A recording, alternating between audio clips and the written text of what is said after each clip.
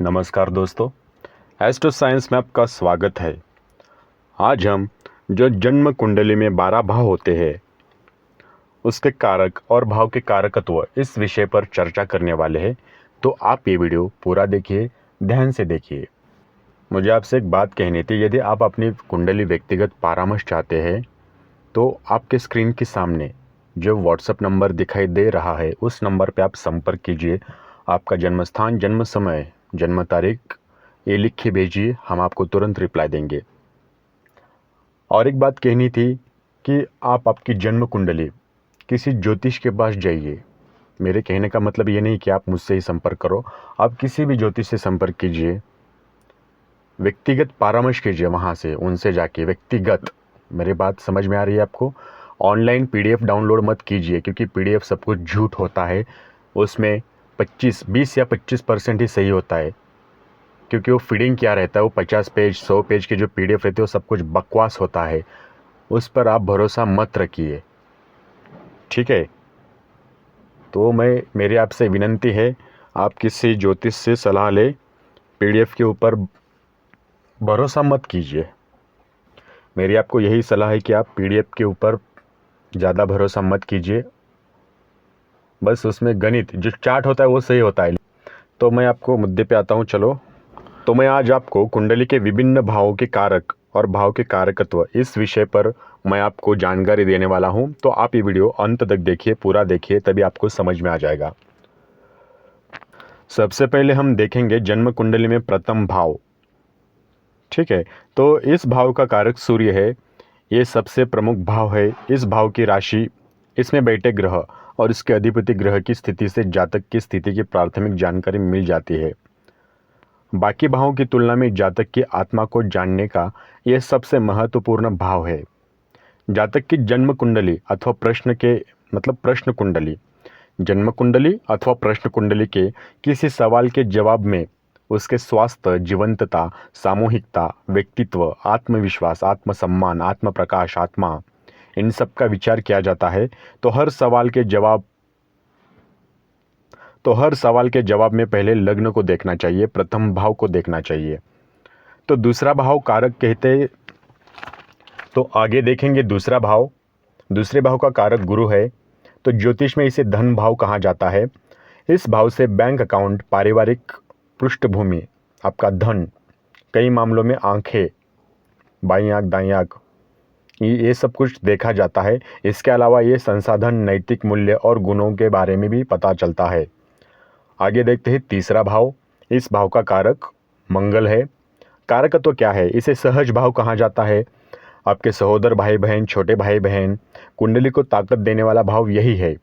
इसे आमतौर पर अनदेखा कर दिया जाता है, लेकिन भाग्य के ठीक विपरीत अपनी बाजुओं की ताकत से कुछ कर दिखाने वाले लोगों का ये भाव बहुत शक्तिशाली होता है। बौद्धिक विकास, साहसी विचार, दमदार आवाज़, प्रभावी भाषण एवं संप्रेषण के अन्य तरीके इस भाव से देखे जाएंगे। छोटे भाई बहन के लिए इसी भाव को देखा जाता है। आगे देखते हैं चतुर्थ भाव, चौथा भाव। इस भाव का कारक चंद्रमा है। ये सुख, यानी माता का सुख, आपका सुख, किसी के घर में कितनी शांति है, इस भाव से पता चलेगा। इसके अलावा माता के स्वास्थ्य और घर कब बनेगा, वाहन कब आएगा, इन जैसे सवालों में ये भाव प्रबल संकेत देता है। शांति देने वाला घर, सुरक्षा की भावना, भावनात्मक शांति, पारिवारिक प्रेम जैसे बिंदुओं के लिए हमें चौथा भाव देखना होगा। आगे देखते हैं पंचम भाव। इस भाव का कारक गुरु है। पंचम भाव यानी संतान भाव, आपकी प्राथमिक शिक्षा इसी भाव से देखी जाती है। तो इसे प्रोडक्शन हाउस भी कहते हैं। इंसान क्या पैदा करता है वो इसी भाव से आएगा। इसमें शिष्य, पुत्र और पेटेंट वाली खोज, यानी पेटेंट वाली खोज तक हो सकती है शामिल। इसे प्रोडक्शन हाउस भी कहते हैं। इंसान क्या पैदा करता है वो इसी भाव से आएगा। इसमें शिष्य, पुत्र और पेटेंट वाली खोजें तक शामिल हो सकती है। ईमानदारी से की गई रिसर्च इसी से देखी जाएगी। ईमानदारी का मतलब है, यानी आप ऐसी रिसर्च जिससे विद्यार्थी अथवा विषय के लिए कुछ नया निकल कर आ रहा हो। इसके अलावा आनंदपूर्व, सृजन, सुखी बच्चे, सफलता, निवेश, जीवन का आनंद, सत्कर्म जैसे बिंदुओं को जानने के लिए इस भाव को देखना जरूरी होता है। आगे देखते हैं छठा भाव। छठे भाव का कारक होता है मंगल। इसे रोग का, शत्रु का, ऋण का, कर्ज का, इन सब का इस भाव से देखा जाता है। प्रेम के 7वें घर से 12वें यानी खर्च, जी हाँ, ये खर्च का भी घर है। कठोर परिश्रम, सश्रम, आजीविका, स्वास्थ्य, घाव, रक्तस्राव, दाह, आपकी सर्जरी, डिप्रेशन, उम्र चढ़ना, कसरत, नियमित कार्यक्रम के संबंध में ये भाव संकेत देता है। आगे देखते हैं सप्तम भाव। इस भाव का कारक शुक्र है। लग्न को देखने वाला ये भाव किसी भी तरह के साथी के बारे में बताता है। जीवन साथी, करीबी दोस्त, सुंदरता, लावण्य जैसी विषय इस भाव से जुड़ी हुई है। आगे देखते हैं अष्टम भाव, आठवां भाव। इस भाव का कारक शनि है। स्वाभाविक रूप से गुप्त क्रियाओं, अनसुलझे मामलों, आयु, धीमी गति से काम इससे देखे जाएंगे। इसके अलावा दूसरे के संसाधनों का सृजन में इस्तेमाल, जिंदगी की ज़मीनी सच्चाइयाँ, तंत्र मंत्र के लिए यही भाव देखा जाता है। नवम भाव, इस भाव का कारक गुरु है। इसे भाग्य भाव भी कहा जाता है। तो पिछले जन्म में किए गए सत्कर्म प्रारब्ध के साथ जुड़कर इस जन्म में आते हैं। ये भाव हमें क्या बताता है?